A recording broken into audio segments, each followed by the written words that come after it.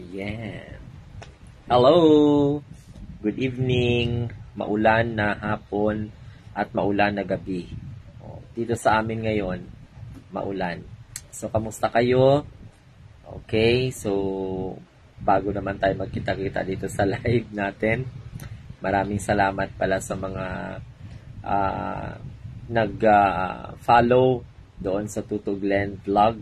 Yan, yung bago natin. At syempre sa Ka-Dreamers vlog. Okay, so maraming salamat. Ako naman ay habang hindi pa inaantok, ay sabi ko magla-live muna ako. Malay mo, di ba? Maraming mga manunood. Sa mga nag-like po dyan, so please do comment para ma-recognize ko kayo. Okay, and maraming salamat po sa pagsuporta dito po sa aking channel. No? It's my pleasure also to appreciate. Yan. Magandang gabi sa inyong lahat, guys. How are you? Tap to invite a viewer. Oo. Kamusta? Okay. Good evening po sa inyong lahat. Kumain na ba ang lahat? Ako, nakatapos lang kumain.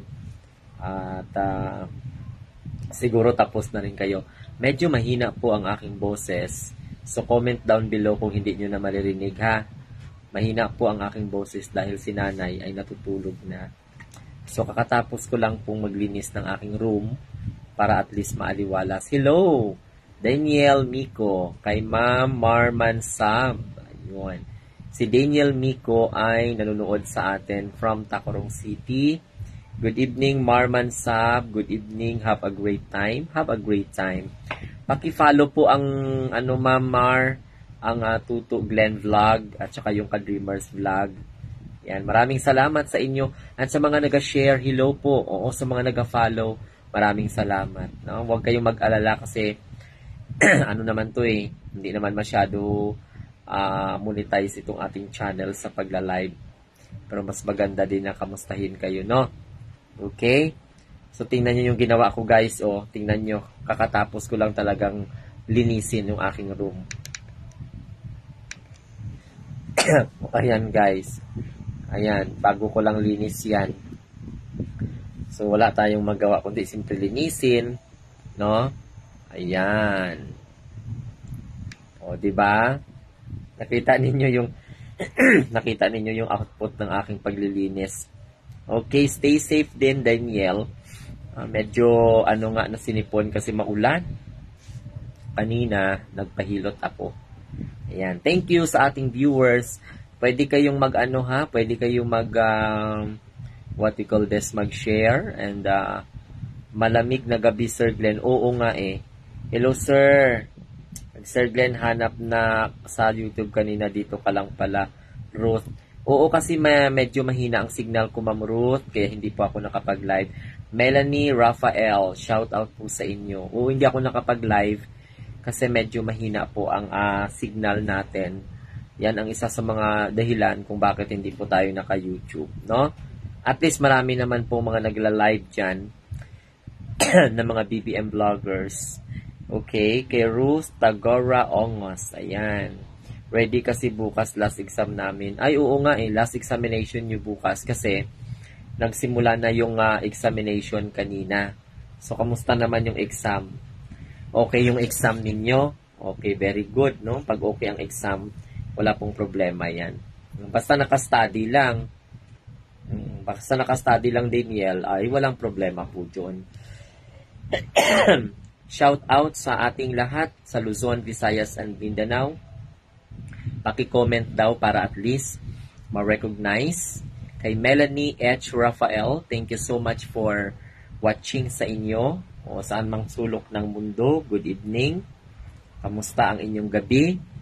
Kumain na ba kayo? Ang iba nagluluto. Ang iba siguro nagtutupi na ng kanilang mga damit para preparation bukas. Ayan. Oo, mahina din. Kahit saan talaga, mahina talaga ang signal, Ruth. Kaya wag ka nang magtaka, Ma'am Ruth, dahil po sa Okay, ang morning senior high school, junior high school. Ay, okay. Jenamy Villa, pakiyakap ha, paki-comment po ninyo, may imarites sana ako sa iyo. About ano po doon? Anong klaseng marites? Hello, Sir Glenn. Nakapanood din sa wakas ng live mo. Yes, Ma'am Jenny. Pakiyakap po ninyo yung Tuto Glenn vlog. Ano naman yun, Ma'am Rose Tagoka Ongos? About sa mga nagarali sa may preparation sa martial law. Kasi 'di ba kumbaga anniversary ng pag-declare ng martial law. Actually, ang martial law para po 'yun sa kagandahan ng lahat. 'Di ba? Yung martial law na sinasabi nila na pahirap sa bayan, actually, 'yun ang totoong nagligtas sa atin para maging isang bansang komunista tayo. So, President Ferdinand Edelin Marcos declared martial law para hindi po parusahan ng Pilipino, kundi mapigilan ang insurhensya. Masugpo ang mga komunista na talagang ginamit na ang armas. So, mayroong tinatawag na armed struggle para i-destroy ang Marcos administration during that time sa panahon ni PBBM. Ni Apo Lakay. Rosalie Porigay, hello ng Biday. Helen Damba na Chen, shout out. So, may emeritus sana ako. About doon sa OFW, ano ba yun? Scholarship? Okay, good evening po watching Tacorong City. Hello. Okay, hi sir, magandang gabi. Magandang gabi din sa iyo. Hirap man public baka mapikon ang concern. Scholarship para sa mga OFW? Ano man, di ko maintindihan 'yun. Scholarship para sa mga anak ng OFW? Scholarship ng OWA? Ang dami mang scholarship. Okay? Depende na siguro kung paano kayo nag-apply. Anong klaseng leadership, anong klaseng scholarship kasi Prince Rebusal Panis, hello po Sir Glenn. Shout out ko Inday Nera Jane Odyong sa Alegria, Cebu. Hello kay Neria Jane Ondong. Scholarship ng mga anak ng OFW. So, i-apply nyo po yan siya, ma'am. May mga process po yan. Bibigyan kayo ng mga forms.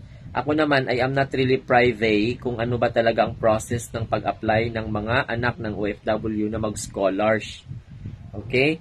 Hello, good evening kay Mine Adrian. Kay Katulong lang ako, good evening din. Ang pagkakaalam ko, mayroon. Pero, it depends upon the policy, no? So, pagtiyagaan nyo mag-apply kasi ang dami-dami namang mag-a-apply talaga. Katulong lang ako, good PM po. Good PM, sir. Hello, good PM. Grabe naman ang ni Ma'am Katulong lang ako, no? Gemma Lanosa Carpio. Hello, Yay Tesak. Good evening po sa inyong lahat. Basta ang pagkakaalam ko, ang mga OFW, may mga scholarship ang kanilang mga anak. Depende po sa kung matanggap kayo at qualified kayo. Hindi ibig sabihin na anak na kayo ng OFW, agad-agad, ma-scholar ang mga anak ninyo. Hindi, may mga process po yan. Hello Prince, good evening po. Kay Shikera Turalba, good evening. Kay Gemma Lanosa Carpio, good evening din po sa inyo. Oo, mayroon scholarship OFW anak. Yeah, mayroon. Pero, depende po yan sa sipag sa pag-apply at pag-comply ng mga requirements. Okay? So, i-comply ninyo yung mga requirements na hihingiin po ng opisina at meron po yung tinatawag siguro na evaluation. Huwag niyong ipasok sa utak ninyo na kaagad-agad na halimbawa OFW kayo, tapos may anak kayo, agad-agad scholar ka agad. Okay, nakapasok na po. Sige, nakapasok na po. Ay, very good. Wait lang. Nakapasok na po siya, first sem lang siya kasi nag-shift ng course, pero pinapasa ng requirement. Until na, wala balita, tapos na ang isang year. Pag nagkaroon ng shift, so sa eskwelahan na po yan, ang problema. So, i-verify po ninyo sa school kasi nga, eskwelahan po ang magtanggap ng mga anak ninyo at eskwelahan po ang magtanggap ng scholarship. So, ibig sabihin, ang concern agency na scholar yung anak mo ay may communication between the school. So, hindi ko lang alam kung kung nag-shift ang anak ninyo, valid po ba yon? Kasi ang pagkakaalam ko, no shifting. Okay, kasi parang ganun siya. So, dapat kung ano yung naimpusahan mo na course, yun ang tapusin mo. At constant communication sa opisina na nagbigay sa inyo. So, maybe yung anak mo magsasubmit pa po ng kanilang mga credentials, ng kanilang mga grades. So, ganon. So, then, i-ask niyo rin kasi ang concern agency. Ano bang concern agency? Department of Migrant Workers, Philippine Overseas Employment Agency, Department of Labor ba? Or Department of Migrant Workers. Ano man. So, sino po saan nyo po nakuha ng anak nyo ang scholarship? So, sila po ang mag-communicate ng eskwelahan. Ngayon, kung natapos na yung first semester, at wala pa ring feedback, siguro tuloy-tuloy yung scholarship ng anak mo. So, i-clear, tingnan ninyo kung ang statement of account ng anak ninyo ay nababawas doon. Okay? Nababawasan ng statement of account kasi sila po ang magbabayad niyan. All you have to do is submit or may mga maintaining grades na dapat i-maintain. Okay? OWA nga po dyan sa Marvel. Sa OWA. So, i-follow up ninyo ma'am sa OWA. Pag active ang parents, mga OFW, pwede sila ka-avail scholar. Yeah, oo. Pag active yung OFW, ang parents, pwede maka-avail. So, ngayon, Ma'am Ruth, ang gagawin po ninyo is anuhin ang anak po. Halimbawa, nasa abroad kayo, anuhin mo yung anak mo na puntahan. Hindi po ninyo hintayin na ang OWA po ang magpunta. So, ibig sabihin, kayo ang mag-follow up sa opisina at magsasubmit ata kayo doon ng statement of accounts ng mga anak po ninyo. Okay? So, yan po ang pagkakaalam ko na process. Okay? So, pagkakaintindi ko talaga, yung anak ng OFW, basta active ang OFW, qualified po na ma-scholar ang anak. Depende sa kung ilang bilang ang scholar ng OWA. And then, there is what we call, kasi nga, may memorandum of agreement ang school at saka ang OWA. Okay? So, pagtapos na submit, tapos nakapag-aral na yung anak mo ng first semester, i-follow up po ninyo. Huwag nyong hintayin na ang opisina ang magpa-follow up. Kasi nga, mag-away lang kayo niyan. Kasi maliit lang ang mga tao. Ang ano kasi ma'am, ang communication ng scholarship grant ng anak mo bilang OFW ka, ay sa anak mo at saka sa school. Okay, sa school, anak mo, at the same time, ang OWA. So, ang pinaka-the best, nakasubmit siya ng tinatawag na mga requirements. Okay. Malalaman po yan kung pasok yung anak mo, anuhin po ninyo sa eskwelahan. Verify po ninyo sa eskwelahan kasi, as far as my knowledge is concerned, ginapost po ng eskwelahan kung sino ang mga qualified na mga estudyante. So, titingnan po sa bulletin board ng guidance office kasi most especially talaga nasa guidance office po ang listahan ng mga natanggap sa kahit na anuman na mga scholarship. May copy po dyan ang registrar or ang cashier, ang business office. May copy po dyan ang guidance office. So, kung matagal na kayo nakapag-submit ng requirement, okay, umaaral yung anak nyo ngayon, so, simple lang naman yan, ma'am, hindi po nakapasok yung anak mo. Pati grades active po, pati ako nagpunta na ng OWA. Sabi ng concern, pag-usapan pa daw ang case. So, kung pag-usapan pa daw, ang mangyayari po talaga yan is, kayo ang magbabayad ng tuition ninyo, at pag nag-grant po ang scholarship ng anak po ninyo, ang gagawin ay i-refund po ang inyong gasto. So, ibabalik po ng eskwelahan yan. Kasi, siyempre, lalo na kung yung anak mo is nasa private, okay, ang gagawin po dyan is, Ang pagkakaalam ko, at pag scholar na yung anak ng OWA, every first semester 10K, present lang ng grade. Correct. Mag-present lang po ng grade at malalaman po talaga yan. Wala pong eskwelahan na tinatago ang pangalan ng scholar kasi nga, OWA mismo directly ang nagbabayad sa eskwelahan. Pag may sobra, depende po kung ibabalik po yan sa estudyante. Pero ang pagkakaalam ko, hindi po pwedeng itago yan kasapagkat direkta po ang bayad ng OWA sa eskwelahan. Kasi may Memorandum of Agreement yan. May MOA po yan na sinasaynan ang eskwelahan at saka ang OWA. If ang school is credited. Okay? So kung pasado ang grades ng anak mo, prangkahin mo yung eskwelahan. Ngayon, kung sinabi nila po na napag-usapan, di hintayin po ninyo. Hintayin po kasi hindi lang man po ikaw ang maghihintay. So, hintayin po ninyo as long as continue yung aral ng bata. Kung ilan ang nagasto po ninyo, i-refund po pagdating po na nabayad na yung OWA sa eskwelahan kung saan yung anak mo nag-aaral. Katulad din po yan ng scholarship sa CHED. Okay? Ang iba, hanggang ngayon, hindi pa rin po sila na verify kung scholar ba sila o hindi. Kasi nga, pinahihintay din sila. Ganun talaga ang scholarship sa gobyerno. Okay? Kung may gasto ka, ikaw munang magasto and then at the same time, pag dumating na yon, nagbayad na yon, i-refund. Marites Villegas, hello Lodi. Hello po. Elizabeth Orbok, good evening from Pasig City. Oo. May grades na po pala. So, pasado na. So, i-maintain na lang po ng anak po ninyo. Okay? So, kung halimbawa sa eskwelahan ng anak mo na nag-aaral, dumating na yung pangalan ng iba, kasama na sila sa scholarship, sa iyo wala pa, ikaw isa lang yung anak mo. So, ibig sabihin, hindi po nakasali siguro yung anak mo. Ganun lang kasimple. Pero, yung school ay hindi po makapagsabi, ma'am, hindi kasali kasi nga, siguro hindi pa nasubmit ng OWA because ini-evaluate pa nila ang documents na sinubmit ng mga magulang, ng estudyante. Okay? So, once they verified, after verification, ibabalik po nila yan ng listing sa eskwelahan. Sasabihin, iko, out of ganit, ito lang po ang makater ng OWA. So, ang school siguro ninyo, naghihintay pa.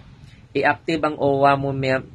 If active ang OWA mo, ma'am, kay sayang sang ang 10K every semester. Dako pa na nga bulig sa financial mo. I-active. No, may iano nyo lang, kung baga, kasi ang school kasi ma'am, mga ma'am at saka sir, iba-iba kasi ang process. That's the reason why na general po ang pagsagot ko. No? General po ang pagsagot ko, ganon, sa mga issue na yan. Kasi madali lang naman yan malaman kung nakapasok yung anak mo. Okay? Kasi nga, masasali siya sa listing. Tagal ng natapos ang second semester, sir. Pero ma'am, may binabayaran ba kayo? May binabayaran ba kayo, ma'am? Natapos niyo ang first semester, natapos niyo ang second semester, may binabayaran ba kayo? Okay, nagbayad ba kayo ng first semester at saka second semester? May GC sila ng mga scholarship. Okay, pero nagbayad na ba sila? Kasi kung wala man lang kung wala man tuloy-tuloy lang man ang kung nagbayad kayo, maybe miscellaneous. Kung kasali pa yung anak mo sa scholarship na GC, ibig sabihin scholar pa siya. Ay ibig sabihin belong siya doon. So kung halimbawa nagbabayad kayo, so wag kayong mangamba kasi alam niyo kung bakit. Ang pagkakaalam ko, i-refund din 'yun.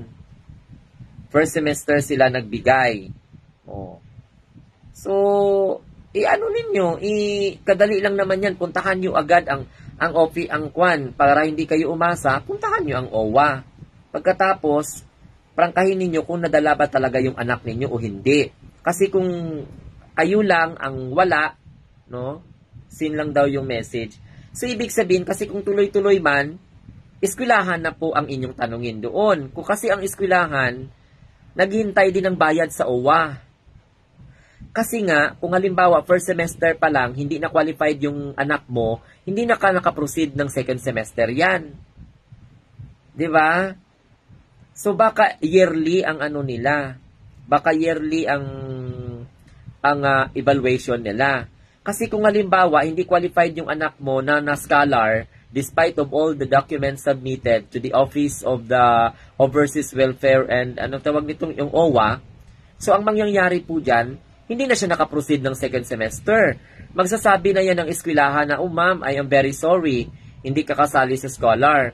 So, ibig sabihin, bayaran nyo tong first semester na to kasi hindi ka kasali. Kasi until now, may mga scholarship ng CHED na hindi pa nakarating. Uwang nga po nga nagbayad ng second semester. So, ibig sabihin, scholar yung anak mo. Pag wala pa sila, hintayin ninyo. Pag second semester na wala na, ang eskwelahan ang magpaalam sa inyo na hindi na po kayang bayaran ng OWA. Naka-enroll man yung anak nyo ng second semester. Malalaman nyo yan sa statement of accounts kung na-cater ba.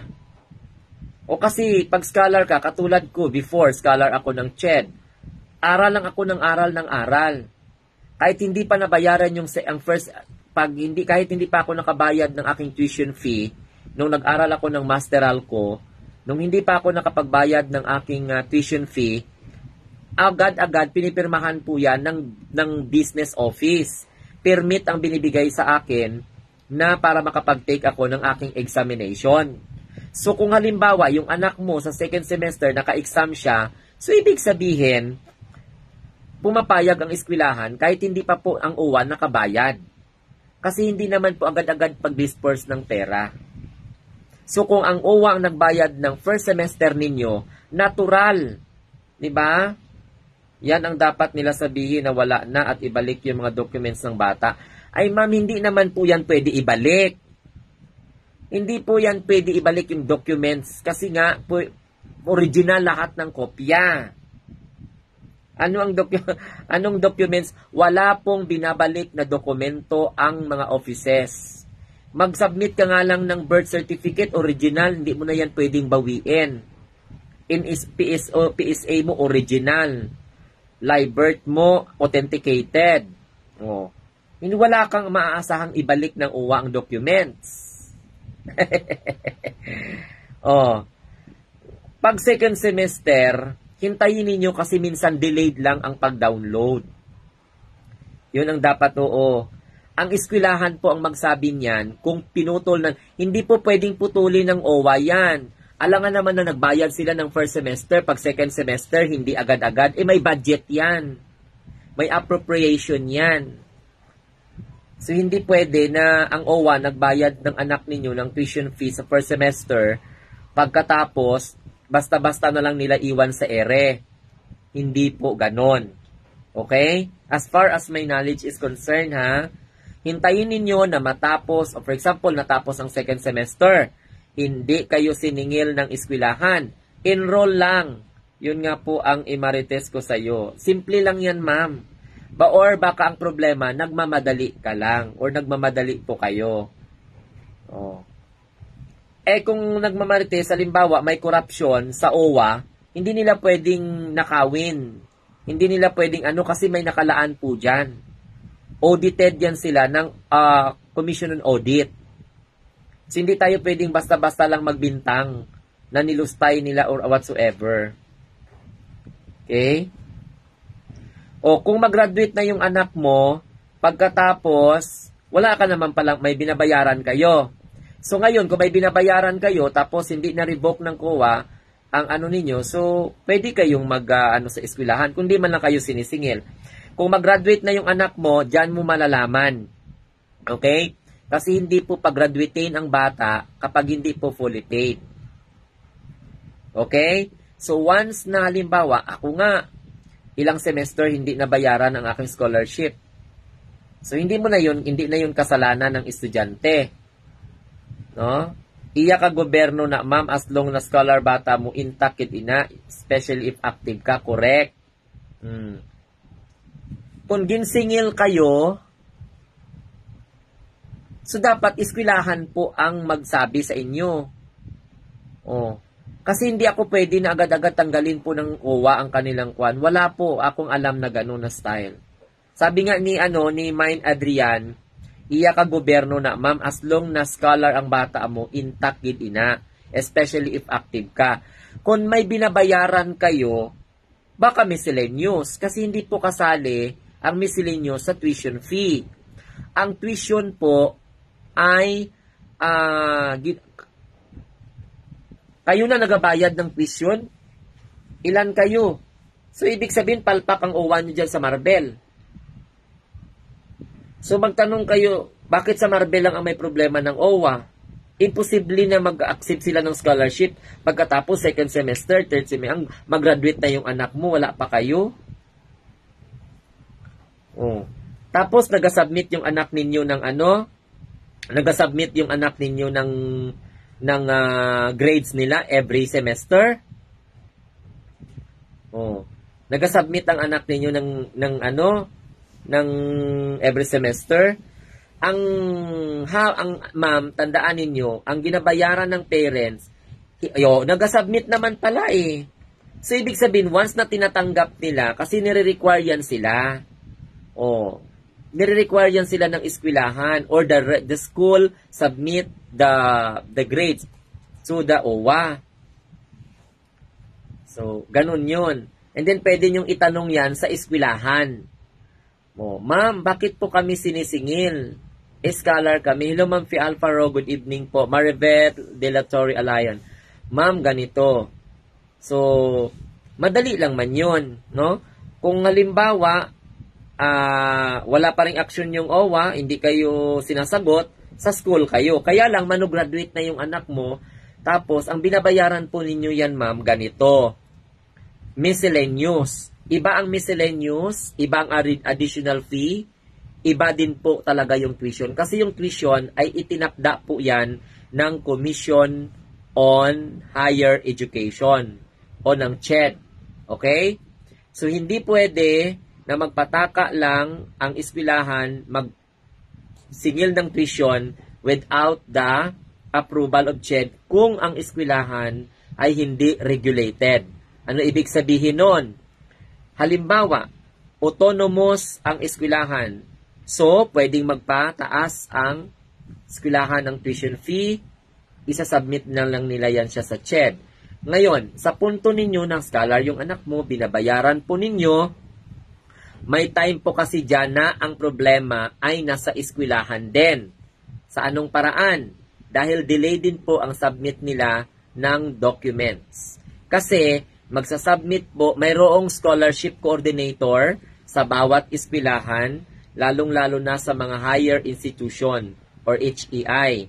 So, usually, ang itinatalaga nila dyan na scholarship coordinator, ang guidance counselor, okay, together with the business office representative. So, usually, ang guidance office ay may kopya ng lahat ng scholar grant, OWA, Congressional Scholar, CHED Scholar, Tunong-Dunong, so ganon. Pero grabe gid ang UWA, Marbel, Sir Glenn, kay ang UEC pagkuha ko 500 gid. So, yan ay hindi ko alam kung ano yan siya ng UEC mo. Hindi ko alam kasi yung mga singilan nila eh. No? Ipa-follow up ko lang sa anak ko, sir. Oo. Hindi ko kasi Adrian alam kung ano po ang purpose nun or kung bakit na mayroon silang ganon. Kasi policy nila yun eh. O kanilang polisiya. At hindi lang siguro yan nag-exist ngayon, kundi matagal na. Okay? Siyempre may mga processing, may mga documentary stamps, kung ano-ano pang mga sinisingil nila dyan. Okay? Pero sa iyo, Ma'am Ruth, sa anak mo, manograduate na yung anak mo, nagbabayad pa rin kayo ng then titingnan po ninyo kung ilan po. Kasi every semester, for example, 10,000. So, bago siya makagraduate, ilang semester ang hindi sila binayaran. Ang school po ang magrereklamo niyan. Okay? Ngayon, kapag halimbawa may record ang school, binayaran na sila ng OWA, minsan kasi ahead of time nagbabayad ang OWA. Okay? Ngayon, kung halimbawa nagbayad yung OWA sa mga scholar, tapos naniningil pa yung eskwelahan, so foul po yun. Kasi ang pwede lang na anuhin ng additional other expenses, like for example, ano yung mga other expenses, mga energy, computer, or whatsoever, athletics, or blah blah blah. Ganon. Ang tuition fee, standard talaga yan. Hindi yan pwedeng baguhin. Maliban lamang kung ang eskwelahan ay autonomous. Like for example, Notre Dame of Marble University. So, medyo mataas na sila kasi PASCO accredited na. Oh. So, pwede na sila magpataas ng kanilang tuition fee. Inform lang nila ng CHED kung autonomous na sila, kung level 3 na sila ng kanilang PASCO accreditations, at saka kung ano pa ba dyan ng mga accreditation body. Okay? So, with regards sa bayarin ng anak mo, ang mangyayari dyan, kayo ang nagbabayad sa second semester, first semester ng second year. O, ano nang year ng anak mo ngayon, Ma'am Ruth? So, minsan kasi yung pagkakaalam ko, pinapaano yan siya sa mga direkta ang bayad sa eskwelahan eh. Okay.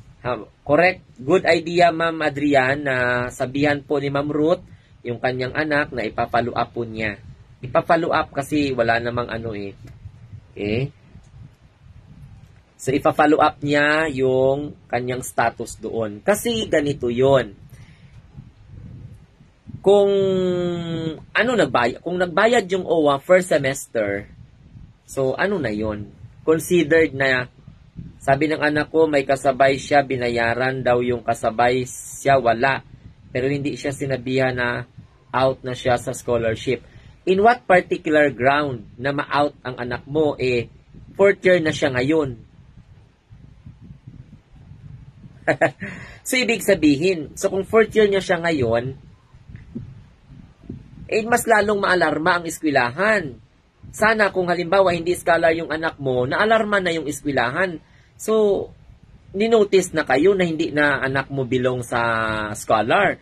Kaya lang, until now, kasama pa rin yung anak mo sa listahan, di follow up mo doon para malaman, i-follow up niya doon. Hindi naman yan siya pag-graduatein kung halimbawa hindi binayaran ng OWA ang kanyang scholarship. Ngayon, kung binayaran ng OWA ang scholarship niya tapos tinago niya sa estudyante, so ang eskwelahan ang may diferensya doon. Ang liable.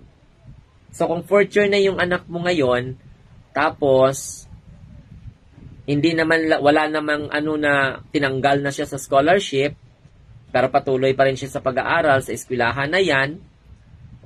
Kasi ang pagkakaalam ko talaga ganito yan, guys. Pag scholar ka kasi, hindi ka pwede mag-agad-agad mag-ship without informing the OWA. So, at hindi din kasi yan basta-basta papayag, agad-agad na mag-shift ka lang without sa registrar. Mayroon ding eskwelahan na agad-agad mag-forfeit yung iyong scholarship pag nag-shift ka. So, hindi ko lang alam kung ano yung eskwelahan mo, diba? Kami na magbayad sa second semester. So, kayo na magbayad sa second semester, pero sa first semester, sa first year niya, second year, at saka sa third year niya, at saka first semester niya ng fourth year niya, scholar yung anak mo, OWA ang nagbabayad. Pag second semester, kayo na ang nagbabayad. Maybe, na-delayed lang ang ng OWA. Ngayon kung na-delayed, siningil kayo ng eskwelahan, pagbayad ng OWA, dyan pumapasok ang refunds. Sir, ako thankful ako kay 13K per ma-shoulders ang OWA sa bata ko. Hindi kasi yan pupunta sa third year, first sem lang siya tinanggap, sir. Okay. Ay, very complicated man pala yung yung kaso. Kasi nag-shift yung anak mo.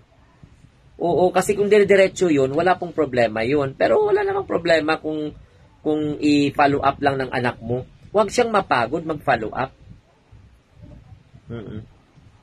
Sige lang, niya lang. Okay man din ang OWA ng Marble. Pwede niya man yan makausap. Alam ko, alam na yan ng anak mo. Oo. Kasi direkta kasi yan eh. Direkta kasi yan siya sa Angel Binasel, Pedro Dasen. Direkta po kasi yan siya sa account ng anak mo, ibabawa. Kasi every first semester, for example, bayaran nila is 30,000 o may 20,000. Ima-minus nila yun. Ang sobra, kayo na po, ang depende kasi yun kung 50% scholar ba, o ano bang status ng anak mo.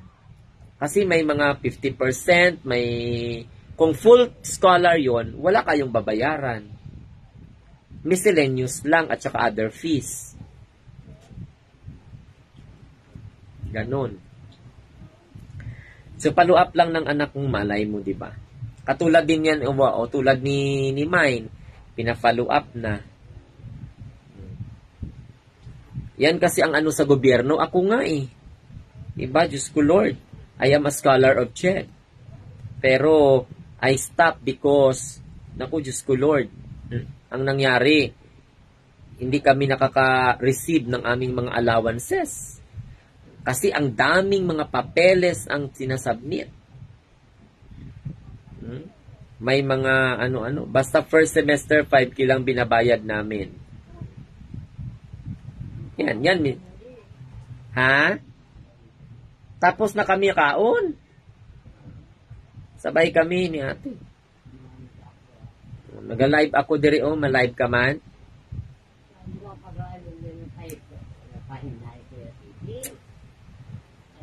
Hello. Okay, Angel Binasili, Pedro Dosen. Yan. I-follow up nyo lang, ma'am. Ma-ano nyo man yan siya. Ma-follow up. Tapos, anuhan ninyo ang oskwilahan. I-ano naman kayo niya ng eskwelahan, i-assist man kayo ng school dyan kasi direct man yan. Kasi nga, may MOA nga. Itanong nyo kasi, tanong nyo sa business office, sa academic, sa inyong itanong ng anak mo sa Vice President for Academic Affairs. Kasi walang dahilan na tanggalin yung anak mo sa scholar kung maintain niya naman ang grades niya.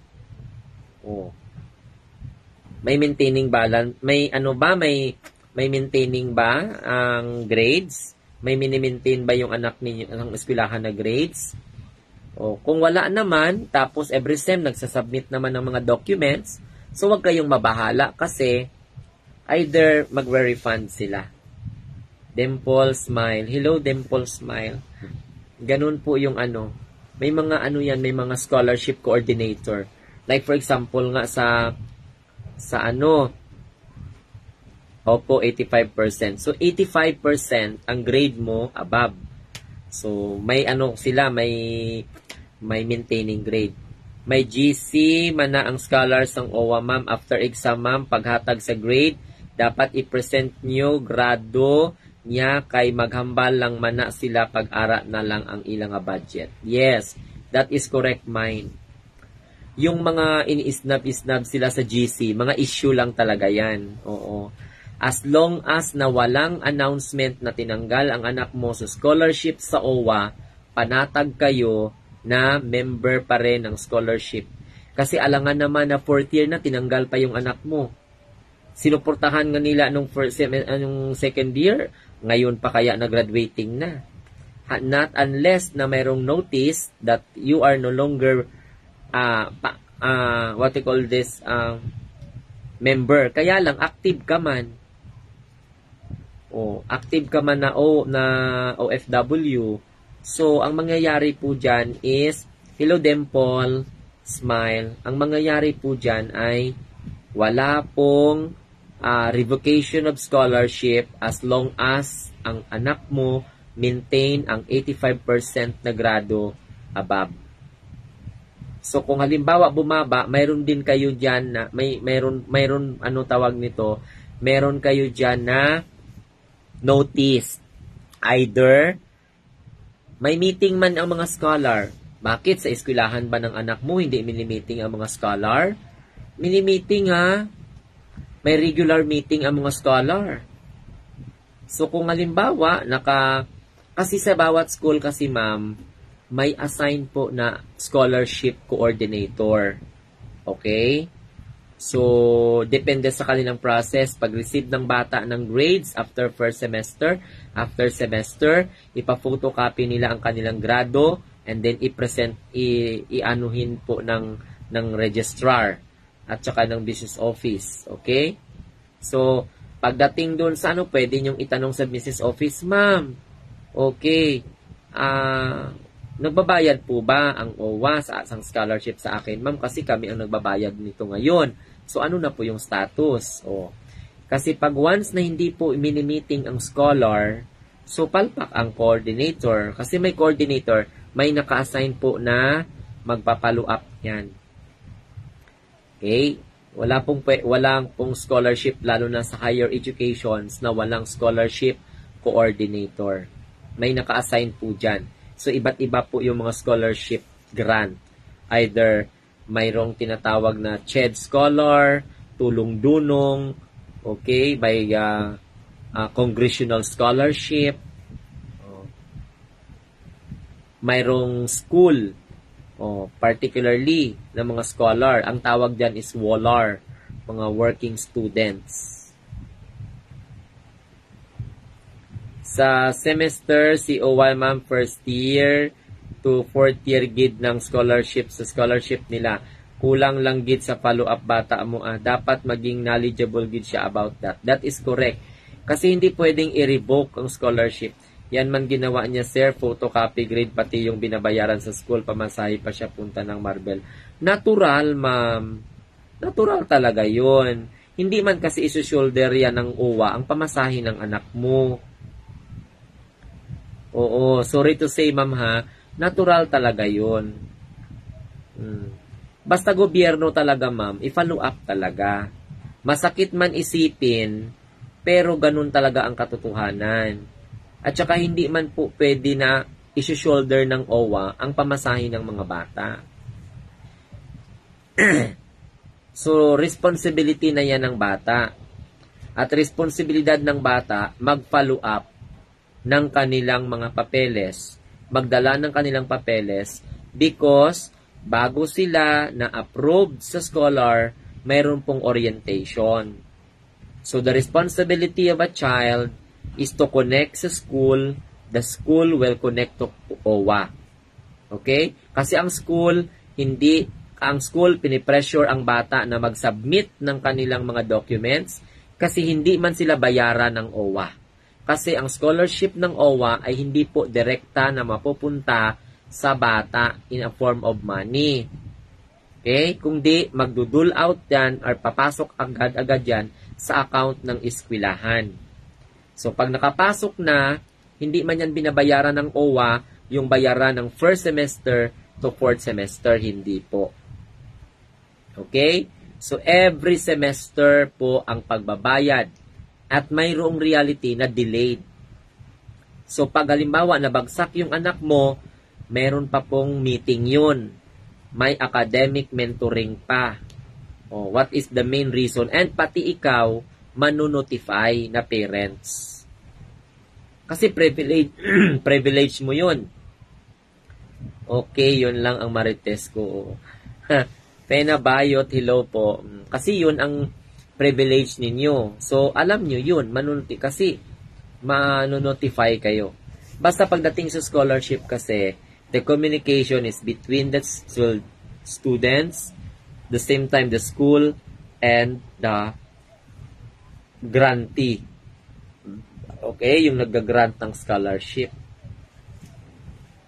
Yun siya, guys. Sa Marbel, dali lang man Ganun talaga yan, ma'am. Kami nga noon, scholar ako ng CHED, no? Ng Commission on Higher Education sa master's degree. So, kaya nga hindi ko natapos isa na lang bago ko natapos ang master's ko. Kasi nakatapos na ako ng outline defense. Okay? Hindi ko lang natapos yung thesis dahil sa isang taon hindi dumating ang scholarship allowance namin. Because, ang dami pong mga sinasubmit. Ang daming mga series of meeting. Ganon din yun siya.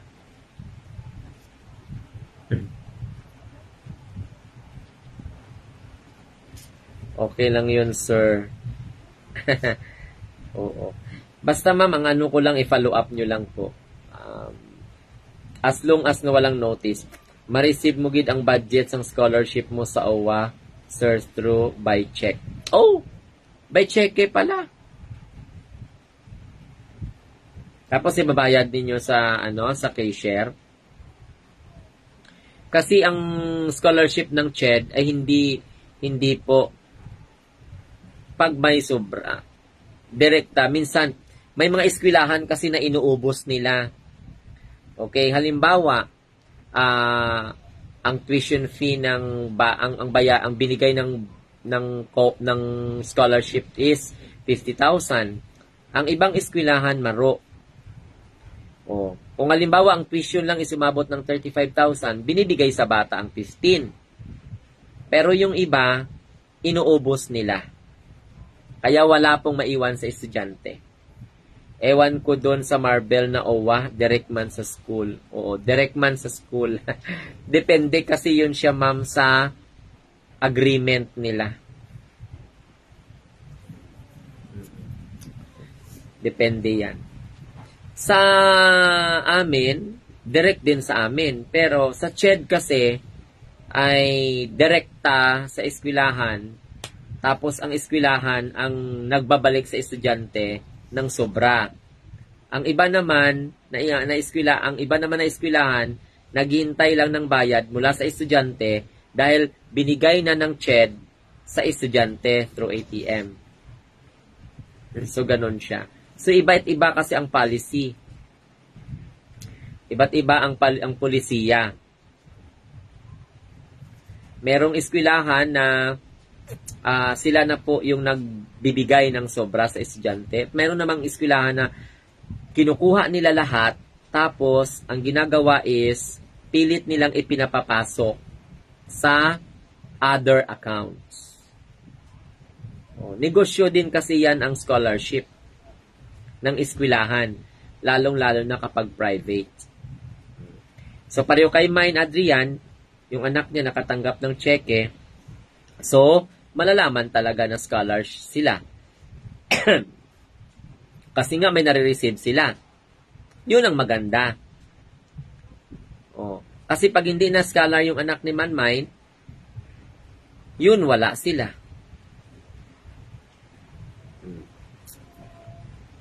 Ganun. Kung wala silang natatanggap na cheque, simula umpisa, di may something wrong. Pero iba-iba man kasi ang agreement. Hindi ko man kasi pwedeng i-explain ang iba't iba kasi may mga memorandum of understanding man yan. May mga memorandum of agreement, may MOA. Hindi basta-basta nga ang school, hindi basta-basta magtanggap ng OWA scholarship once there's no communication from OWA and the school. May memorandum of agreement to determine ilang estudyante lang ang makaka-avail. What are the ceiling grade? So, ganon. Halimbawa, sa isang eskwelahan, 100 lang ang i-cater nila. So, hanggang doon lang. So, sa pamamagitan ng pag-determine ng 100, pag makapasapag sa scrutiny sa mga document na sinasubmit. Basta tandaan ninyo na pagdating sa scholarship, minsan direct sa estudyante, meron ding direct talaga sa eskwelahan. Pag nag-direct sa eskwelahan, ayan, hindi na talaga yan kuna ng eskwelahan. Uubusin ng school yan, depende po sa kung paano nila yan uubos. Buti pa gani ang local scholarship, yung sa municipal on time talaga. May mga distinguishing factor talaga yan. On time yan sa local, for example, kapitan, di ba may barangay scholarship, di ba? May SK scholarship, ano pa? May mayor's scholar. Kasi nga, butante. Correct? So, politics. Nag-gets ninyo? On time talaga kasi nga, malapit lang, local lang eh. Ang budget ng OWA is manggagaling sa national. So, ang mangyayari po dyan is, minsan, nadidelayed ang pag-download, nadidelayed ang pagkuha ng OWA sa Department of Budget and Management, na-delayed ang pag-release. Kasi i-request man yan. So, pag mag-request sila sa DBM, sa Department of Budget and Management, direct sa office ng OWA, then, of course, the OWA National, medyo mahina. So, siyempre, delay din sa region. Okay? Ang Marbel, region man yan. So, ang mangyari po dyan, depende sa oras, sa time. Basta government.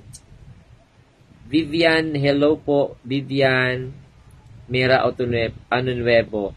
Hassel Bindan Indencio, hello po. Shout out. So, yun.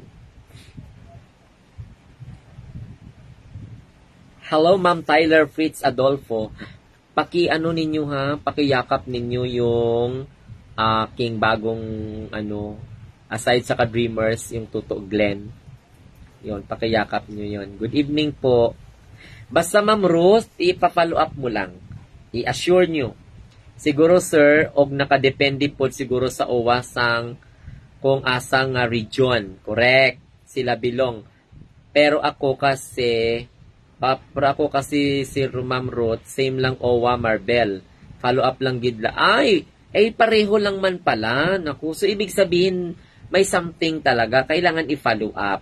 So, taga Marbel din kayo pala, ma'am. So, yung anak mo is nag-aaral din pala. Scholar din ng OWA.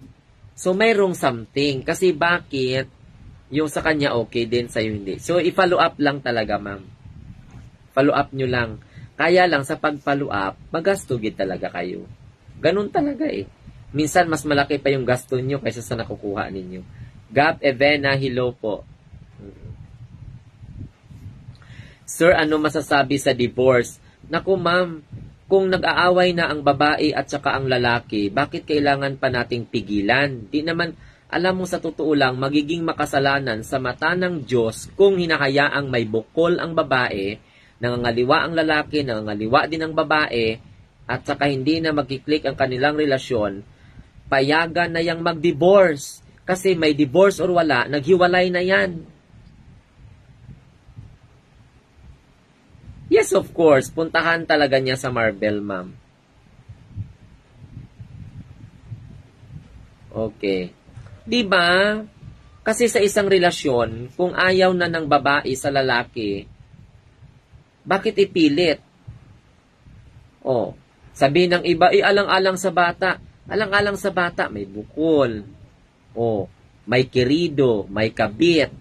Hindi na masaya sa bawat isa. Bakit pigilan? You're welcome, Ma'am Ruth. Bakit pigilan? Kasi may divorce man or wala, kung hindi na sila magsasama, wala yun. Walang magagawa ang estado dyan. Kaya lang, pinagtitibay lang nila. Ginagawa lang nilang batas para magkapera. Yung divorce, pagalimbawa, isang babae, isang lalaki, nagsama, nag-asawa, kinasal sila. Kung ayaw na nila at nag-amicable settlement na sila, at saka nag-isip na sila na okay, sige, ako ang mag-ano sa bata, suportahan mo lang, maghiwalay na tayo. Okay. And then, kapag halimbawa, isabatas nyo na yan.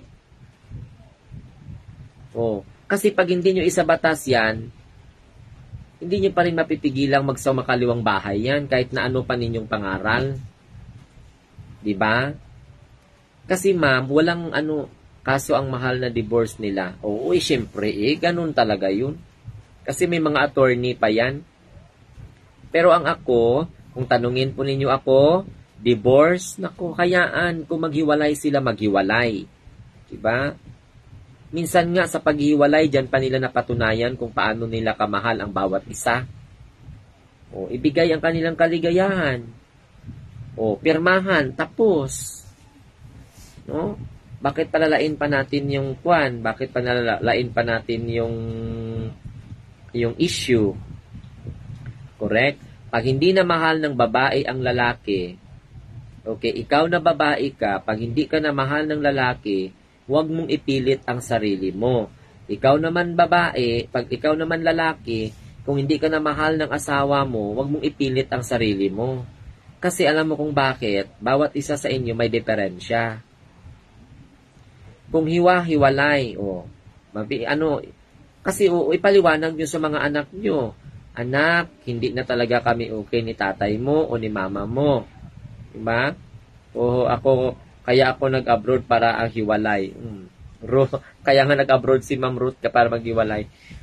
Shout out to Tamayo and Istita family sa Barrio Dos, Tacorong Sir, salamat. Okay, mine. Si Tamayo and Isteta family sa Barrio Dos, Tacorong, salamat. Siguro ang anak ni Ma'am nasa Sultan Kudarat State University campus nag-aaral. Or kasi may isulan or may Tacorong, may Sultan Kudarat State University Tacorong campus, may Sultan Kudarat State University sa Barrio Dos, may sa Isulan, may sa Palimbang, may sa Kalamansig.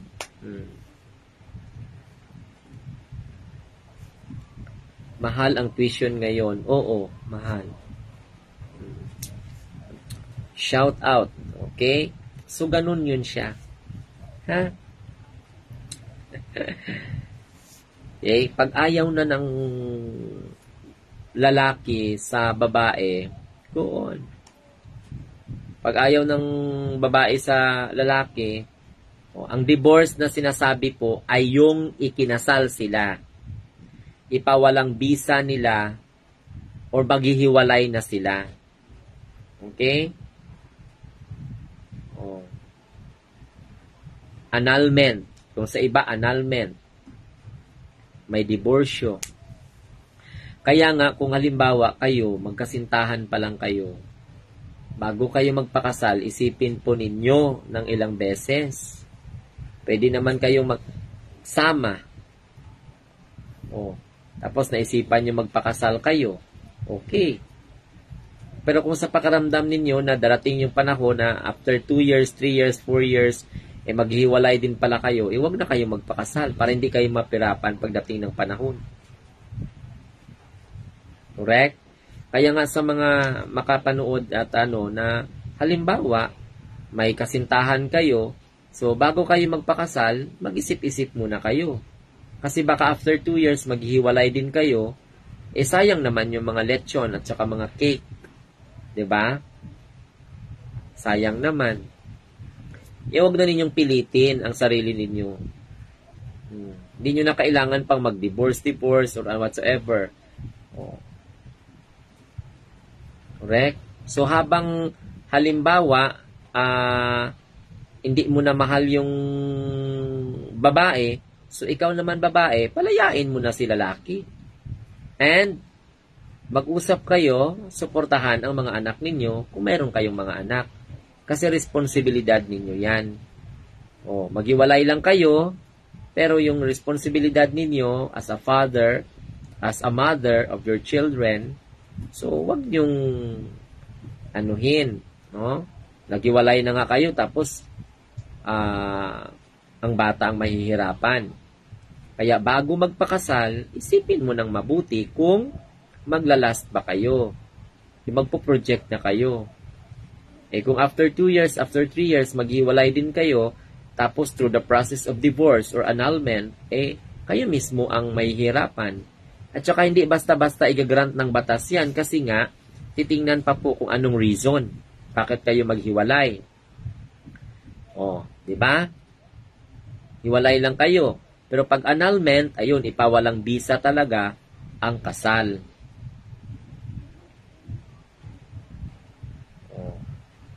Hello, Ma'am Lisa D. Thank you for watching, Ma'am.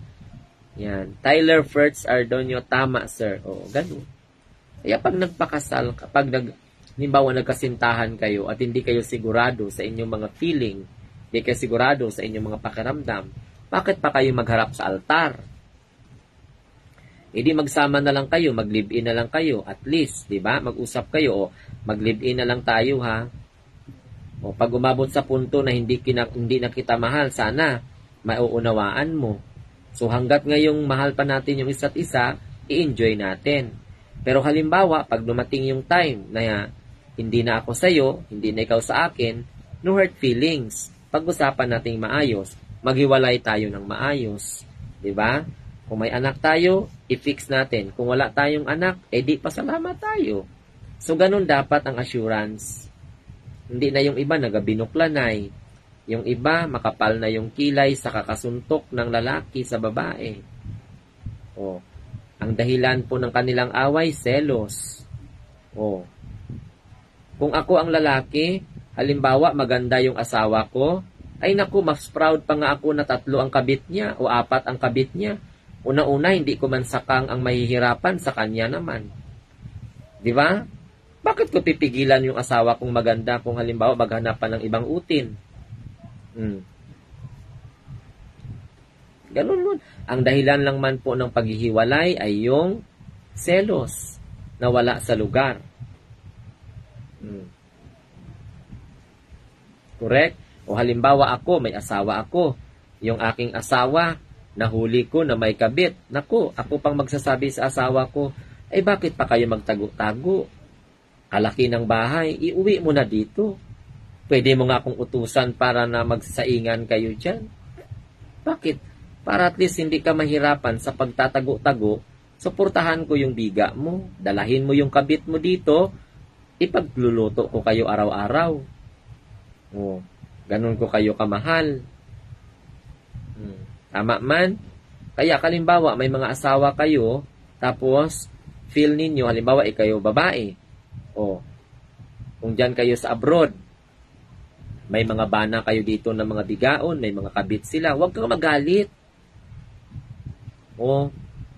Ikaw man ang master ng sarili mo. Hintayin mo.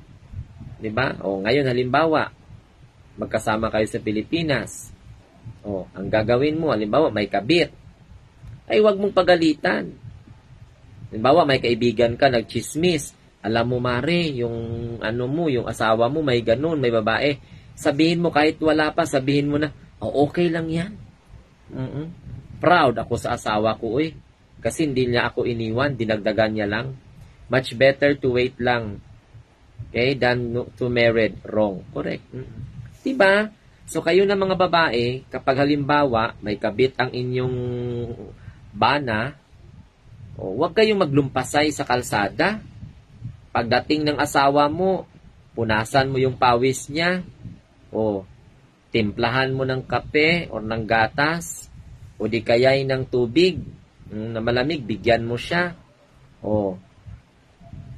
Tapos, i-joke-joke mo, kamusta naman? Nangangabayo ka kanina, pawis na pawis ka talaga.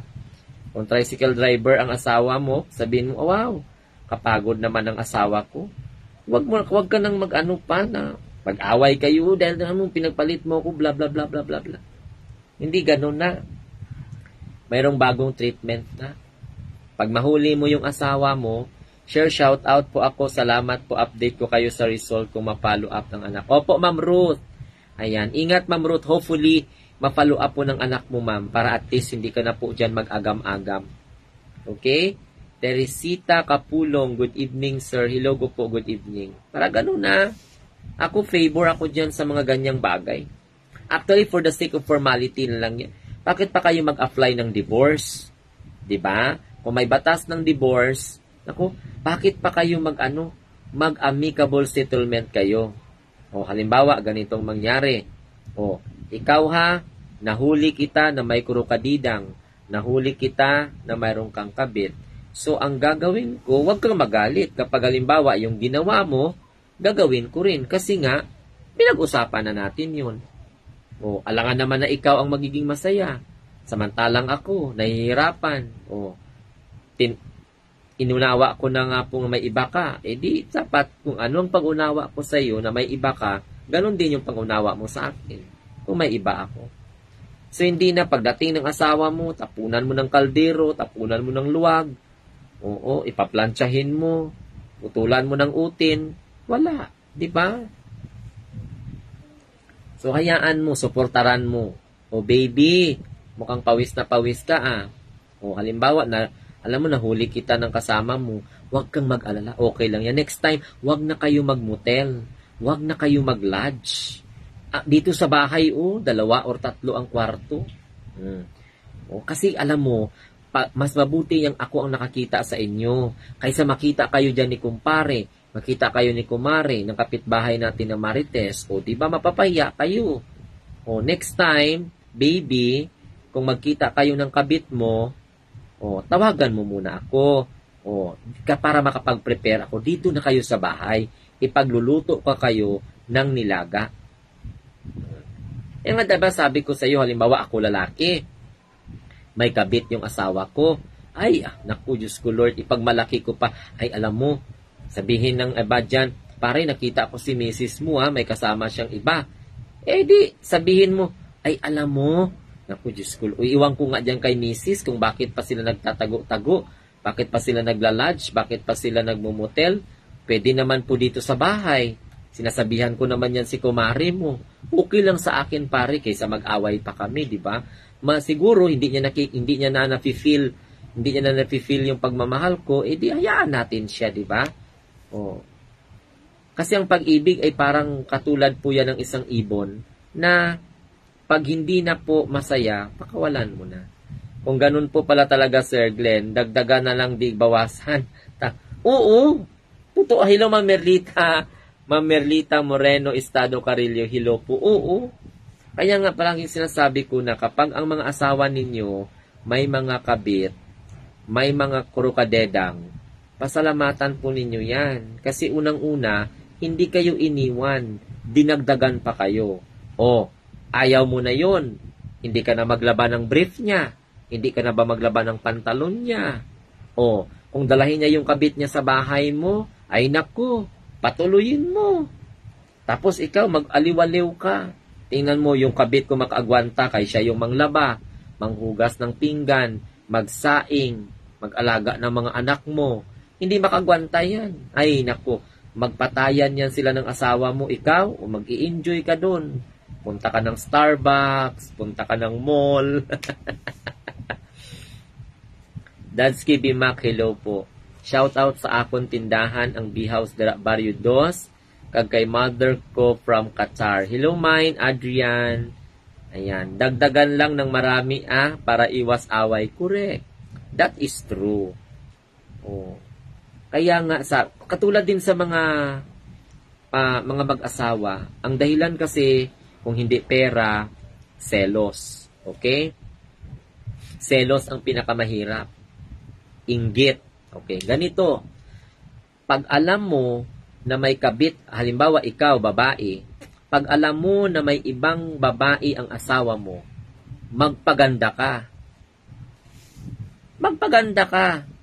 Para pag dinala ng asawa mo ang kabit niya, ay nako. Alam mo bakit po nagkaroon ng kabit ang mga lalaki? Okay? Sapagkat minsan ang mga babae hindi marunong din mag-ayos ng kanilang mga sarili. Pinabayaan na ba? Ngayon, halimbawa, yung babae, yung babae, nangabit, iniwan niya yung asawa, paano hindi marunong kumamot ang lalaki? Kamutin niyo ang asawa ninyo para matanggal ang kate.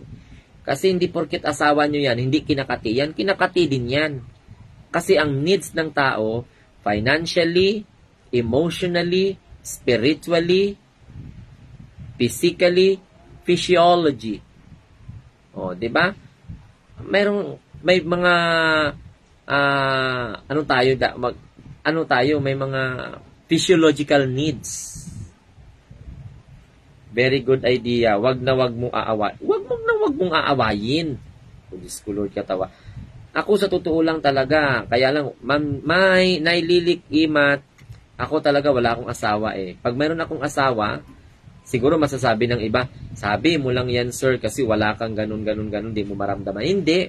Itatak mo sa utak mo. Ako lalaki ako. For example, mayroon akong mahal. Kinasal kami. Tapos may kabit siya. Bakit ko aawayin? Diba?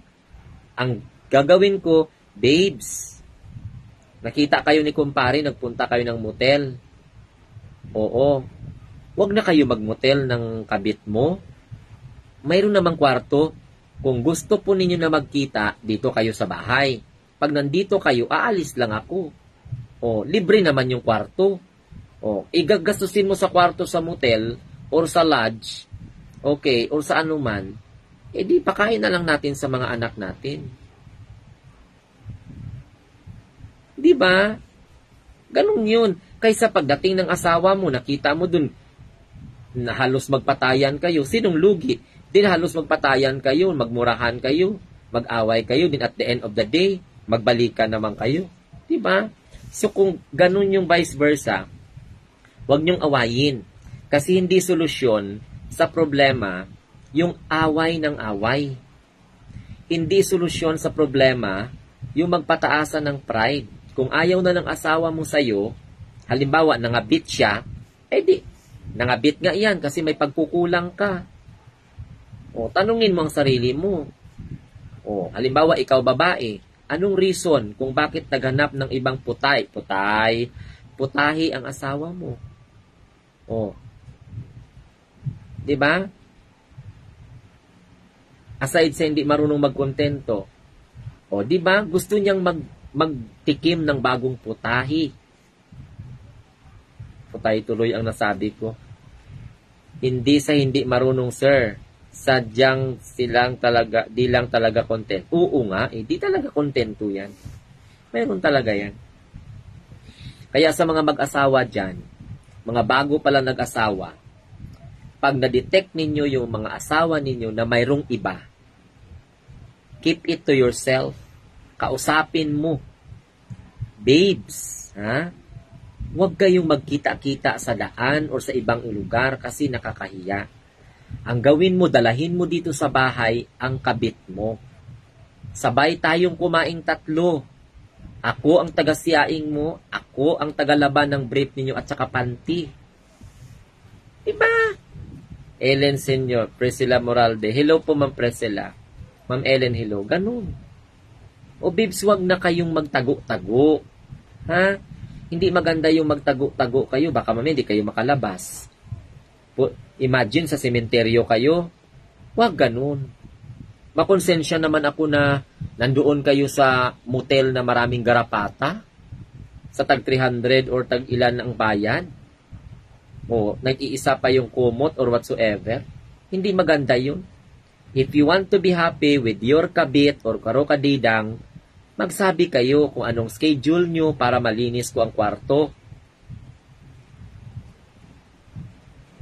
Oh, di ba? Siyempre ako lalaki, babae, ang asawa ko may kabit.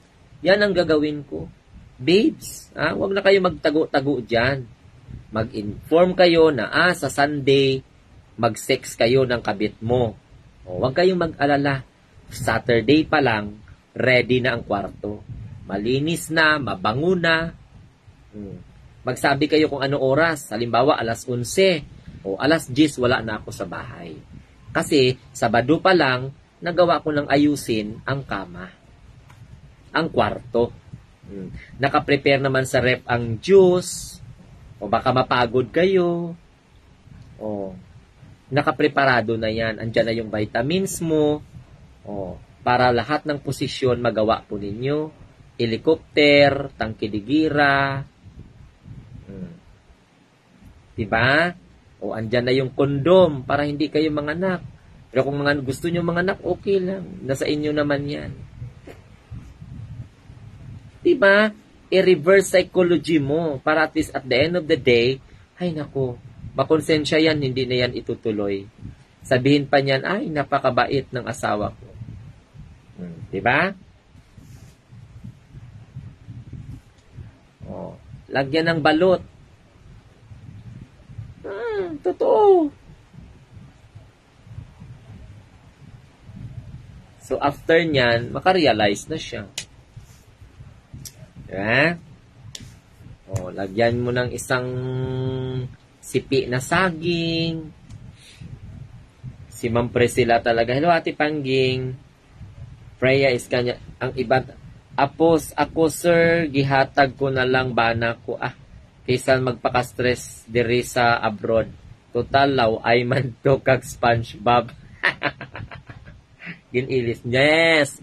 Correct. Hello, TJ Ocampo. Diba? Sana all, ginapanghatag na lang. Kasi tinanong ako ni Ma'am Fritz Tyler kung ano yung masasabi ko sa divorce. Pampalakas ng tuhod. Oo. Correct yan. Alam mo, kung ako halimbawa, halimbawa may asawa ako, ay nako, para hindi po para hindi po mangabit yung asawa ko, ay nako, ang kanyang kipay, lagyan ko ng blue na bulldog. Tingnan mo kung mabuka pa yan, ay hindi na. Forever na yan siya na magkipot. Hello, Jonas Bohol. Shout out. Lagyan mo ng lagyan mo ng bulldog na glue. Ha, tingnan mo, bubuka pa ang kuweba ni Eva. Hindi na. Hindi, but kidding aside, ganun talaga yon. Pero kaya lang, ginagawa nila yung divorce na diba? Oh. Lagyan mo ng lagyan mo ng, diba, yung kipay labom, gabuka-buka man yan. Gabuka-buka ang bulaklak. Oh. Sa tunga niya, yatinggil niya. Oh. Ang gagawin mo na lalaki, habang natutulog, para hindi mamiga yung ang asawa mo, kundi mo kakaya yung ina-enjoy ko na itolerate mo na lang, di lagyan mo ng glue bulldog pack. Oh. Tingnan mo, kung may papasok pa ba yan na agta, ay wala na. Oh. Kayo naman ng mga babae, kapag halimbawa nagka-problema yung mga asawa nyo, huwag niyong putulan ng utin. Kasi kung putulan nyo, baka mamaya kinabukasan hanapin mo, malugi ka. Diba? Epoxy, sir, para matibay. Oo, para walang tulo. Oo, diba? Sa mga lalaki naman, lagyan nyo ng epoxy para walang tulo. Pero nagaulan dito sa amin ngayon. Kasi problema talaga yan, no? Problema talaga yan ng mga OFW, yung mga asawa nila. May asawa, yung mga halimbawa, babae, OFW, may kabit yung lalaki sa Pilipinas. Ay, naku, bakit nagproblema ka? Gayahin nyo si Mayin kay Balaway man daw to. Tapos niya panginpuslan, malaway na. Diba? Ganon yan. Kaysa mag-away kayo. Oh. Wala na kaligayahan ang lalaki kapag pinutol na. Pag pinutol yan, kinabukasan, yung babae na nagputol, magsisi. Oh. Oh. Diba? Pero yung batas ng divorce, for na lang yun? Na lang ba? Sponsored ng Estado. Okay? Hello, shout out everyone. Tingnan nyo guys, nandito ako sa kwarto. Tingnan nyo guys, Yan. Nandito ako sa loob ng kwarto guys. Nakita nyo?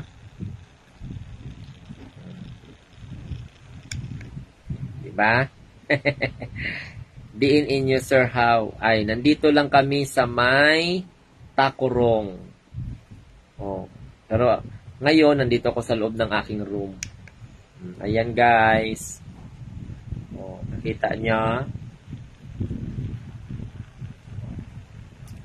Ayan. Okay. Diba?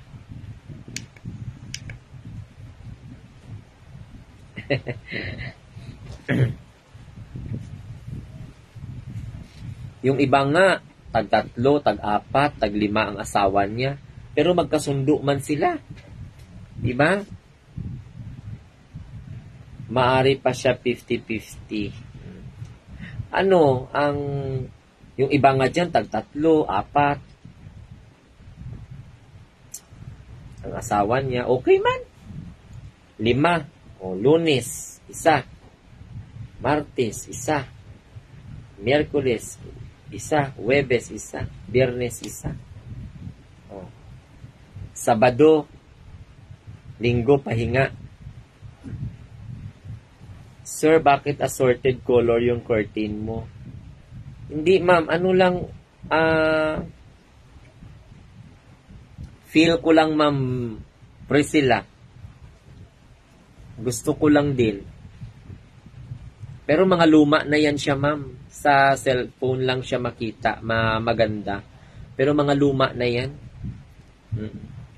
Mga mumurahin na mga tela. Pero gusto ko lang assorted na color. May blue, orange, pink. Bakit hindi siya maganda, ma'am?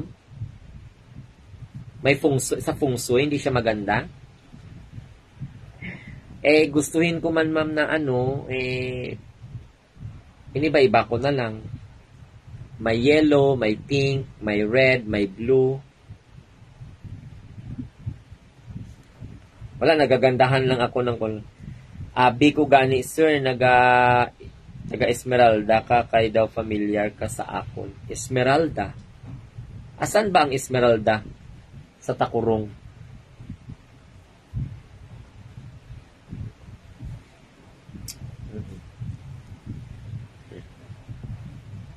Hello, Mami Yamasaito. Domo arigatou gozaimasu. Diba?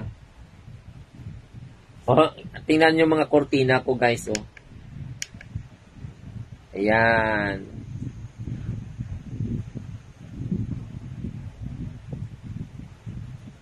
Kita nyo? Iba-ibang color.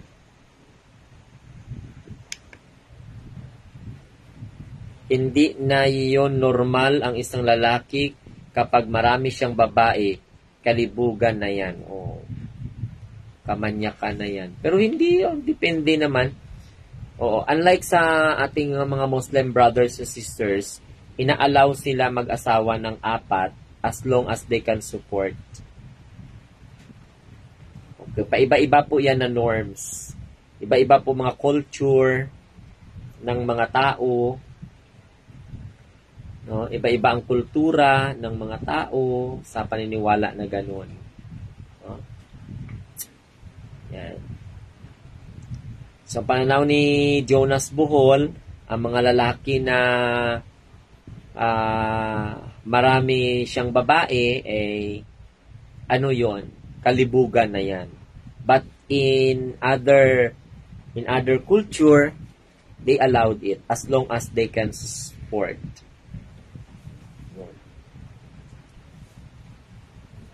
Kaya tingnan mo, naubusan tuloy yung iba kasi tag 3, 4, 5 ang isa. Isang lalaki, 10 ang babae, 3 ang babae, 5 ang babae. Inubos na. Dira sa may lapit African answer. Okay.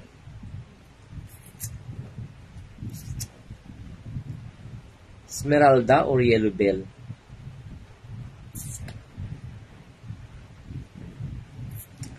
Kaya yung mga halimbawa kaya nga yung isang unfair kasi, sa isang lalaki, tag 3 ang kanyang kabit. May mga nubya pa, may ganun-ganun. Kaya yung iba, namatay na lang, laon. Kasi nga, inubos naman ng iba yung mga babae. Isang lalaki, 10 ang babae. Ang babae niya. Kung may babae man na tag 5 ang boyfriend, kaya nga nauubusan din. Pwede naman sana maging isa lang. Paano? Sabi daw nila, kung dapat hindi araw-arawin ng adobo, dapat mayroon ding puchero, mayroon ding pinirito or may tinola. Diba? Iba't ibang putahi, na tinitikman.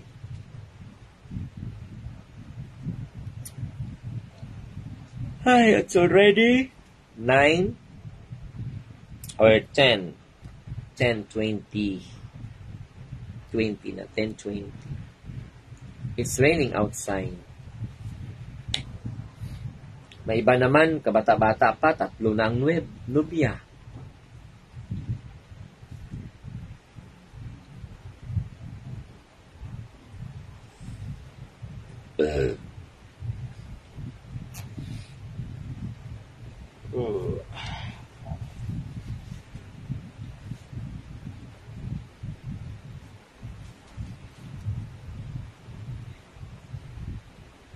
ko alam kung may mga nag-share.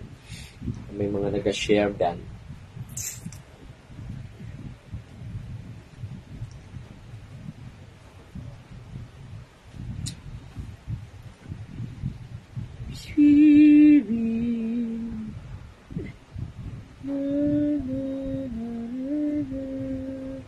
Magandang gabi, TJ Ocampo.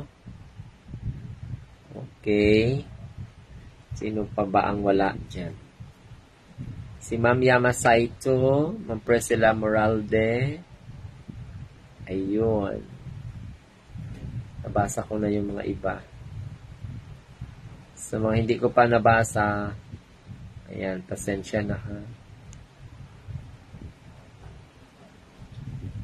Mag-comment lang.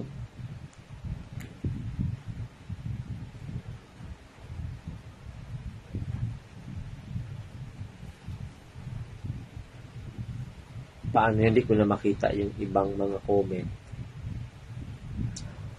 Okay guys, magpaalam na ako. It's already 9:35 in the evening.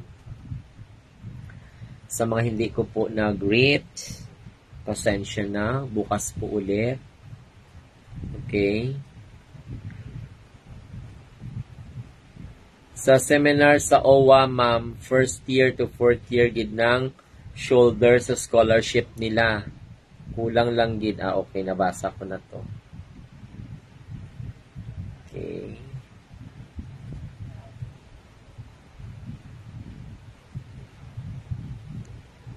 Ano ba yun? Bakit bumalik siya? Okay, good night, Ma'am Priscilla. Good night po sa inyo. Thank you. I-heart react talang ka now, sir, kay la pa unod ang Gcash ko para sa star. Oo. Wag na kayong magbigay sa akin ng star. Ha? Ma'am Mine Adrian, wag kayong magbigay sa akin ng star kasi alam nyo kung bakit? Ang dami kong star, kinakain man pala nila. Oh. Parang nawalan ako ng gana mag-accept ng mga stars kasi kinakain man ata ng nauubos ang mga star. Ewan ko kung saan napunta. Nag-negative na nga yung star ko eh. Kasi pag bumili kayo ng star, babayad pa kayo niyan. Unlike pag Gcash, diretso, wala pa kayong bawas. Tapos ang ibibigay nyo sa akin na star, wala, kukunin din nila. Kukunin ng Meta. Nauubos kaya yung mga star, promise. Ewan ko kung saan napupunta.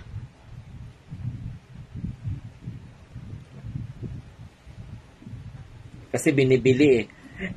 Pero yung iba, mga laking content creator, ang laki ng mga star na ibinibigay sa kanila, pero hindi rin sila nagreklamo na nakukuha. Okay? No pressure. Pag, halimbawa, magpapadala kayo sa content creator sa mga vlogger ng star, bibilhin nyo pa yan. Diba? Halimbawa, 100. O, bibilihin nyo yan, worth 100 pesos. Eh, kung pinadala nyo na lang sa Gcash ang 100 pesos, wala pang bawas. Hindi pa kami maghati ni Meta. O, kasi nga, pag marami ng kang star, kukunin niya ng Meta ang 50, may Google pa, may Apple fee ka pa. O, kukunin nila yan, ang matira na lang sa 100 pesos mo, 50 na lang. So, ang 50, nasa Meta talaga. Di, lugi ang vlogger. Lugi din kayo kasi bibili kayo ng star.